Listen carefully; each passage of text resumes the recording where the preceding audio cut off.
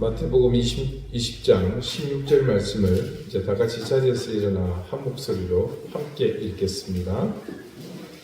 이와 같이 나중된 자로서 먼저 되고 먼저 된 자로서 나중되리라. 아멘. 자리에 앉으시기 바랍니다.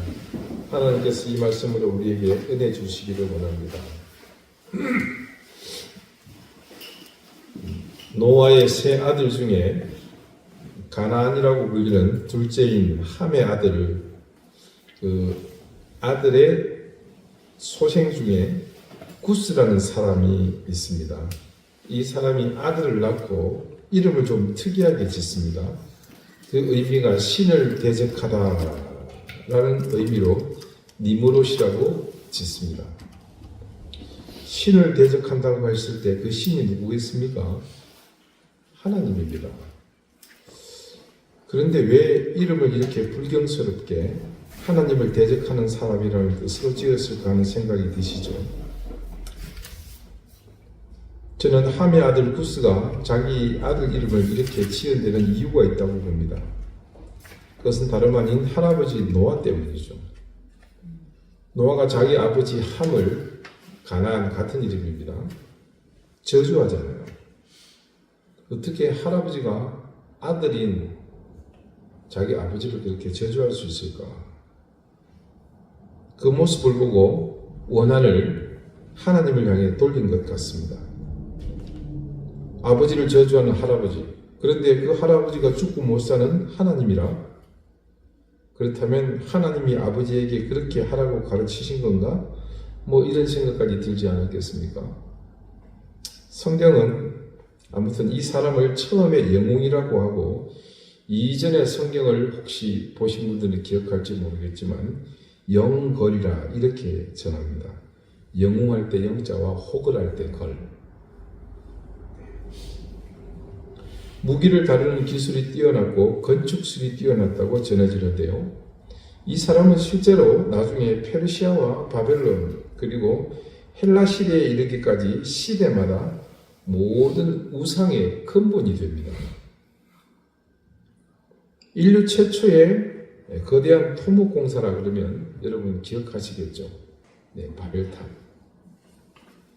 이 바벨탑 건축에 설계와 시공을 담당한 사람이 누구였을까 추측이 많습니다만 저는 개인적으로 이 사람이 가장 유력하다고 봅니다. 그 당시에 이 니므롯만한 실력을 갖춘 사람이 없었거든요. 그런데 이 니므롯의 대표적 건축물로 또 하나 꼽는 것이 있습니다. 그것은 바로 니느웨 성입니다.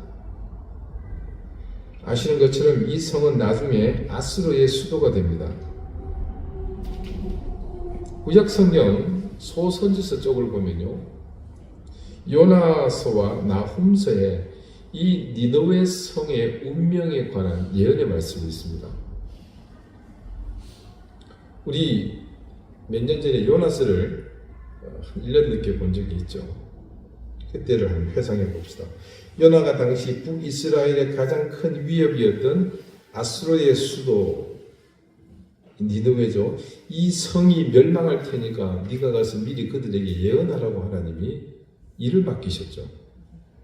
하지만 강력한 무력으로 이스라엘을 괴롭히고 있는 자신의 적국 아수르 수도가 멸망한다는 소식을 미리 자신의 입으로 알려주는 것은 자기 양심으로는 도저히 용납이 되지 않았습니다.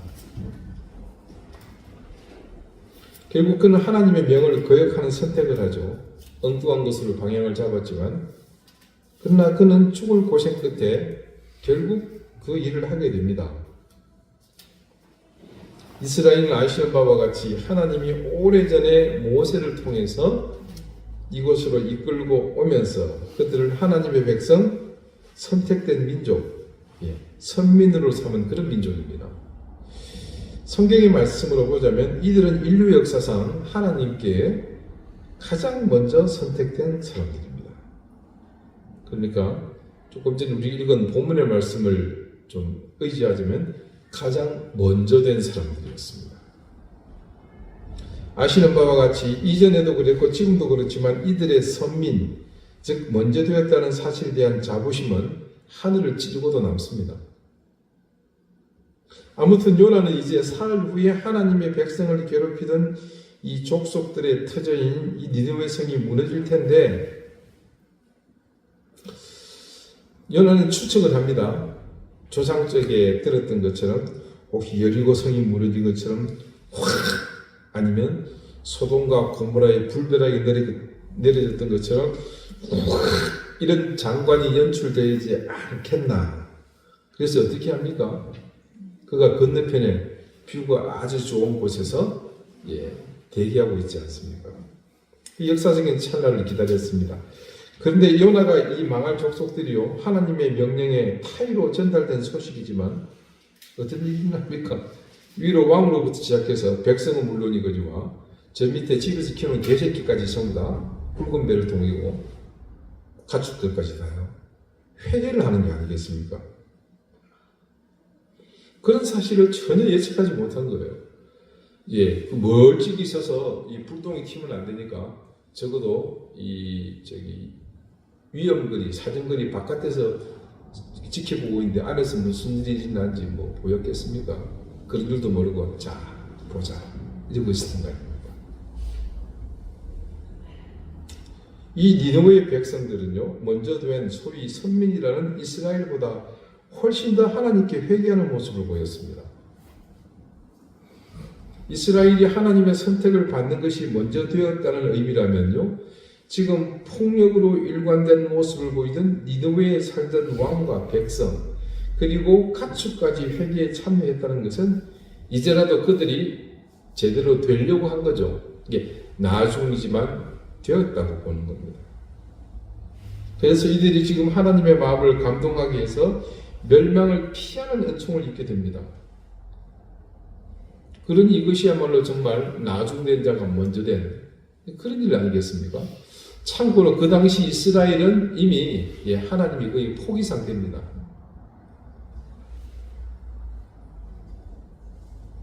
이스라엘이 먼저 믿었는데 나중된 니느웨가 하나님을 믿었더니 이스라엘보다 먼저 더 귀한 모습으로 변화되었습니다. 그런데 나중된 니느웨가 먼저 될 때 요나의 반응이 아주 인상 깊습니다. 과연 나중된 자가 나보다 먼저 될 때 어떻게 반응하고 처신해야 될까? 우리는 이 점을 조금 주의 깊게 생각해 보아야 합니다. 요나는요, 죽고 싶다 그랬습니다. 기억나시죠? 자, 나중된 자가 나보다 먼저 되었을 때 우리는 어떻게 처신해야 할까? 첫 번째는 놀라지 말아야 합니다. 놀라지 말아라. 이건 다른 말로 의심하지 말라는 것과 같습니다. 사람은 본능적으로요, 자신에게는 관대하지만 상대방에게는 인색하기 마련입니다. 특히 사람을 향한 기대의 경우 더 그렇죠. 자신에 대한 기대치는 쿨하지만 상대방을 향한 기대치는 인색한데요, 기대하지 않았기에 나보다 먼저 되면 놀라고 어쩌다 저렇게 됐지 의심하게 됩니다. 그래서 말씀의 가르침은 놀라거나 의심하지 말고 있는 그대로를 받아들이라 하십니다. 좋은 신앙은요, 의심하지도 놀라지도 않습니다. 오히려 상대방의 변화를 기대합니다. 하나님이 사람을 창조하실 때 하나님의 형상대로 만드셨습니다. 그래서 하나님의 형상을 닮은 사람은 존귀하고 무엇보다도 가능성을 담고 있습니다.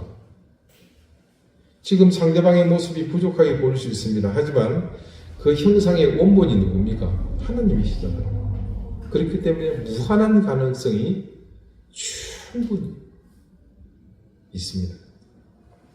그래서 진짜 신앙은 사람을 기대하게 합니다. 그래서 먼저 된 자가 나중될 때, 나중된 자가 먼저 될 때 여러분 놀라거나 의심하지 말아야 합니다.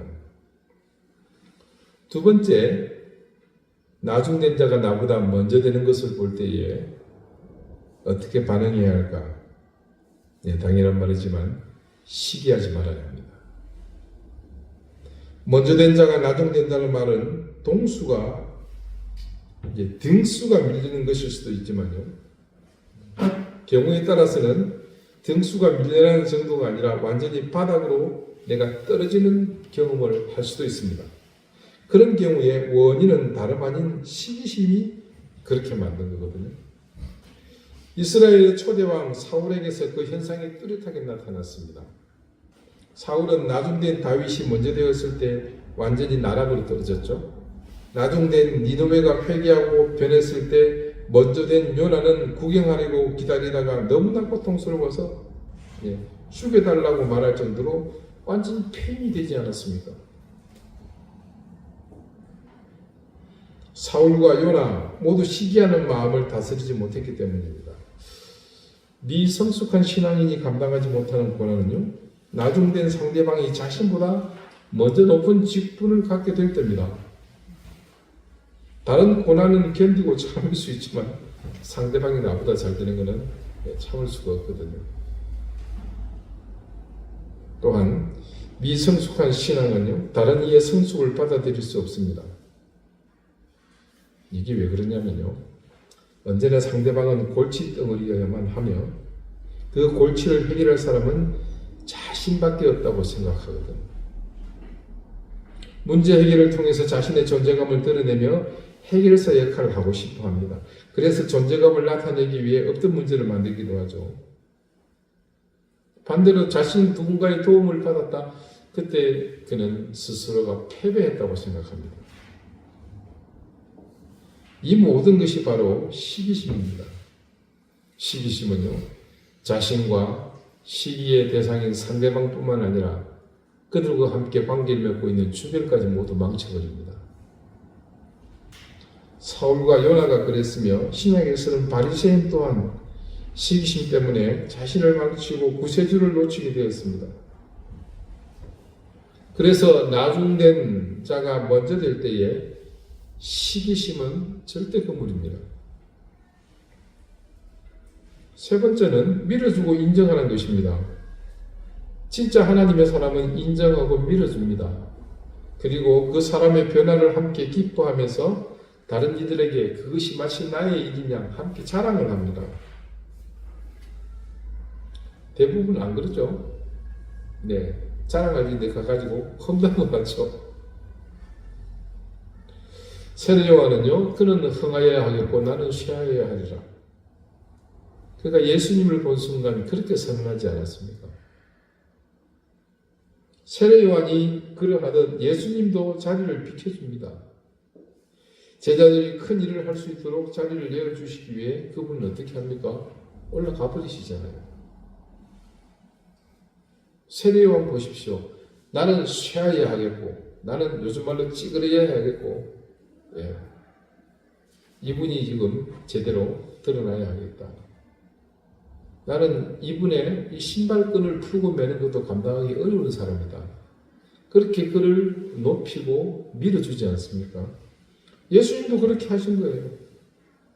나를 믿는 자는 내가 하는 일을 그도 할 것이요 또한 그보다 큰 일도 하리니 이는 내가 아버지께로 감이라.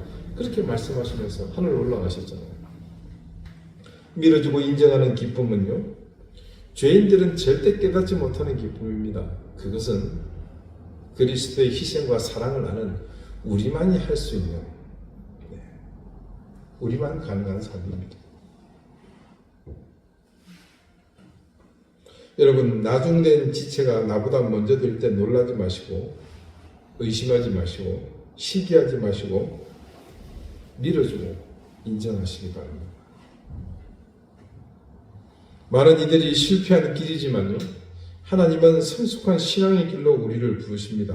나중된 자가 먼저 될 때도 우리는 변함없는 귀한 하나님의 사람이 되시기를 바랍니다. 자, 오늘 본문 말씀은요, 어떠한 사건의 마지막 결론입니다.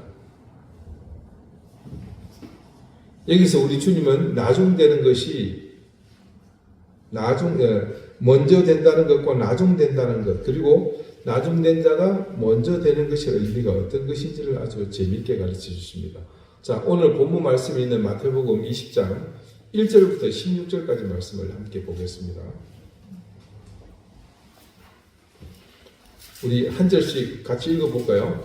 저 한 절, 여러분 한 절. 그러면 본문을 한번 펴보십시오.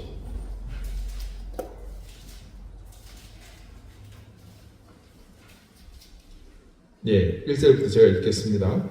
천국은 마치 품꾼을 얻어 포도원에 들어보내려고 이른 아침에 나간 집 주인과 같으니 그가 하고 한 해는 우리 품꾼들과 약속하여 포도원에 들여보내고 또 제3시에 나가보니 장터에 놀고 서 있는 사람들이 또 있는지라.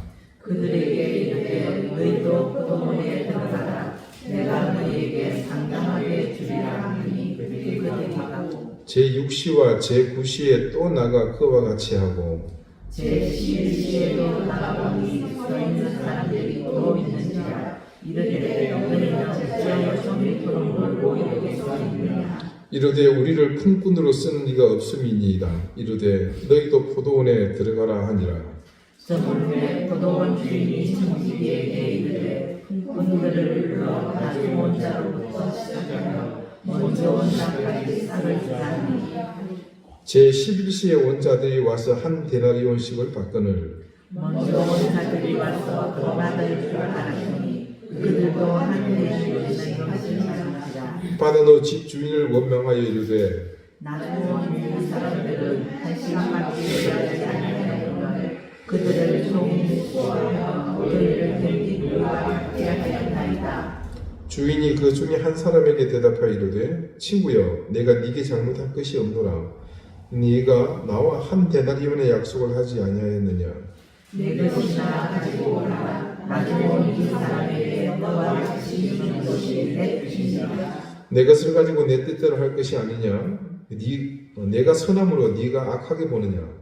이와 같이 나중된 자로서 먼저 된 자로서 나중에 되리라. 아멘. 자, 이른바 포도원 품꾼의 비유로 그리는 말씀입니다. 그 내용이 다음과 같습니다. 한 포도원 주인이 아침 오전 6시경에 나가서 품꾼을 부르면서 그들에게 일당 한 데나리온씩을 주기로 약속합니다. 이 한 데나리온은 그 당시 품꾼의 하루 싹시입니다. 요즘 같으면 10만 원 정도 되겠죠. 그런데 그 주인은 이른 아침에만 사람들을 모은 것이 아니고 제3시, 우리 시간으로 하면 9시입니다. 오전 9시에 또 다른 사람을 모집합니다. 주인은 계속해서 제6시 정오에도 나가고요. 제9시 오후 3시에도 나가서 사람을 모읍니다. 근데 심지어는 제11시 이게 몇 시냐면요. 오후 5시입니다.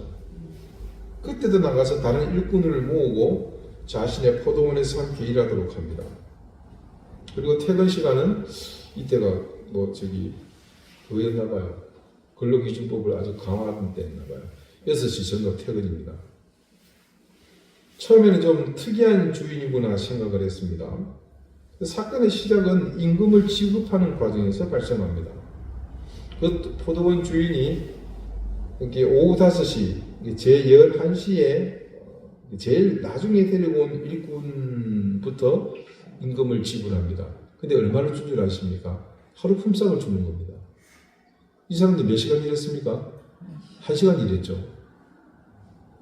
그 장면을 지켜본 먼저 와서 일하는 사람들은 놀라면서 가슴속으로 뭔가 묘한 기대를 하게 되죠. 1시간 일한 사람한테 저 정도 임금을 준다면 우리는 7시, 8시, 9시, 10시, 11시, 12시, 1시, 2시, 3시, 4시, 5시. 우와! 이게 엄청난 액수를 받겠다. 이런 기대를 잘 하지 않겠습니까? 그런데 주인은 그런 기대를 여지없이 깨버리고 3시에 온 놈이나 5시에 온 놈이나 9시에 온 놈이나 6시에 온 놈이나 똑같이 한 데나리온씩 동일하게 하루치 임금을 그냥 지불합니다. 결국 먼저 온 사람들이 도무지 납득할 수 없는 이 상황에 대해서 원망을 표출하죠. 근데 주인은 뭐라 그럽니까? 나는 그냥 계약한 대로 줄 뿐이다. 그러면서 니들이 관여할 바가 아니다. 주는 사람 마음이다. 자, 이 비유를 통해서요. 하나님 나라에서는 먼저 신앙생활을 하고 열심히 봉사하더라도 나중에 온 사람과 다를 게 없다는 식으로 해석을 해서는 안 됩니다. 이 비유의 핵심적인 메시지를 그건 잘못 이해한 겁니다. 그런 식으로 이해한다면 평생 자기 마음대로 살다가 죽기 전에 신앙생활을 해도 젊을 때 봉사하며 충성한 사람과 다를 바가 없다고 해석하는 것과 같습니다. 우리 종종 그러잖아요. 이거 뭐 예수 믿기만 하면 구원 받는다는데 손골 닦는 거 같은 때 믿겠습니다 하고 가면 되잖아. 생각이 있으면 그렇게 한번 해보십시오. 여기 있는 분은 이미 그 해당 없죠. 다 예수님 잘 믿고 계시니까. 부분적으로 맞게 볼 수도 있다고 생각은 됩니다.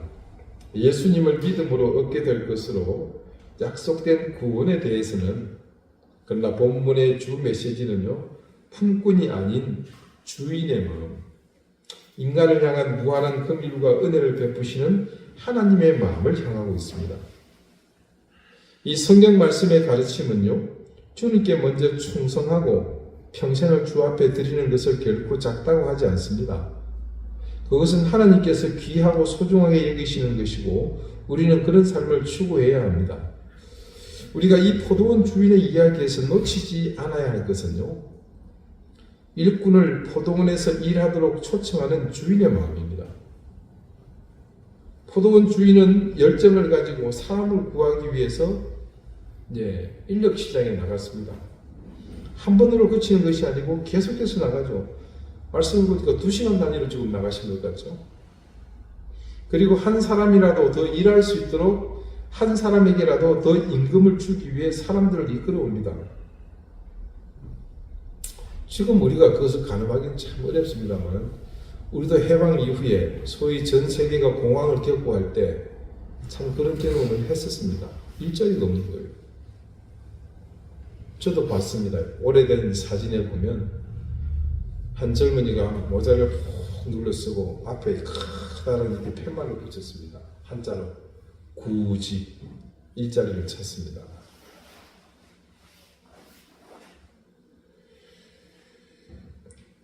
더군다나 이때는요, 남의 품을 파는 사람들은 자기 토지가 없고 자기 가게가 없고 가진 돈이 없는 사람들입니다. 그걸 벌지 않으면 생계가 어려운 사람들이죠. 그래서 당시에 일꾼이 일할 기회를 얻는 것은 은혜고 큰 긍휼을 얻는 것이었습니다. 그 주인은 아침부터 나아가 그 은혜와 긍휼로 사람들을 초청한 겁니다. 주인의 마음은 한 사람에게라도 더 많은 은혜와 긍휼을 베푸려는 것이었죠. 그런데 먼저 온 사람들이 그 주인의 마음을 헤아리지 못했습니다. 맨 마지막에 온 사람이 하루치 임금을 받는 것을 함께 기뻐하지 못했습니다. 물론 이해는 합니다. 저도 뚜껑 열렸을 것 같아요. 에이씨 하지 않았겠습니까? 오후 5시에 온 일꾼에게 한 데나리온은 그 가족을 먹일 살릴 수 있는 기본급이었습니다. 그 사람은 그것을 가지고 가족을 부양하지 않았겠습니까? 바로 이 상황이 지금 이 포도원 주인의 마음과 긍휼입니다. 여러분 이해하시죠? 그러나 먼저 온 사람들은 나중에 온 그 사람들이 은혜를 받고 사랑을 받는 것을 이해하지 못했습니다. 자, 이렇게 생각해 봅시다. 만일 나중에 온 사람이 온 순서와 일한 시간에 맞춰서 4분의 1이나 3분의 1, 반 데나리온을 받았다면 먼저 온 사람들은 불평하지 않았을 겁니다. 왜냐하면 자신들이 더 받았잖아요. 그러나 그렇게 되었다면 그 나중에 온 사람은요, 가족을 부양할 기본급을 얻지 못하게 됩니다. 불행한 일이잖아요. 그것을 아는 주인은 그렇게 할 수가 없었습니다. 비록 자격이 안 되지만 나중에 온 사람에게 온전한 하루치 임금을 주었던 겁니다. 그게 주인의 마음이죠. 그러나 먼저 온 자들의 마음은 그러한 긍휼과 사랑보다는 자신들이 더 받지 못한 그것에 대한 원망과 나중에 온 자들이 자신들과 같이 대우받은 그것에 대한 시기심으로 가득 차 있었습니다. 결국 먼저 왔지만 원망하며 하루를 마쳤고 나중에 온 사람들은 감사함으로 하루를 마쳤습니다. 그렇다면 여러분 누가 더 먼저 된 사람이겠습니까? 우리의 신앙은요, 제자된 자의 마땅한 도리는 더 받고자 사는 삶이 아니어야 합니다. 한 데나리온의 분량이면요, 우리 하루 은혜로 족하지 않습니까? 우리의 삶은 한 사람에게라도 더 나누기 위해 살아가는 삶입니다. 한 사람에게라도 구원이 더 나누어질 수 있도록, 한 사람에게라도 하나님의 사랑이 더 깨달아질 수 있도록, 한 사람만이라도 더 기회가 주어질 수 있도록 기도하고 섬겨야 합니다. 그것이 제자된, 그것도 먼저 제자된 우리의 도리입니다. 자신들이 바르게 살기에, 자신들이 수고하기에 더 받고 더 누리려는 삶이 아니라 주어진 은혜에 감사하면서 다른 이들에게 더 많은 기회가 주어질 수 있도록 살아가는 것이, 그것이 천국의 삶입니다.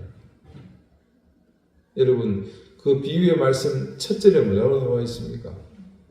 1절 한번 읽어보실까요? 시작.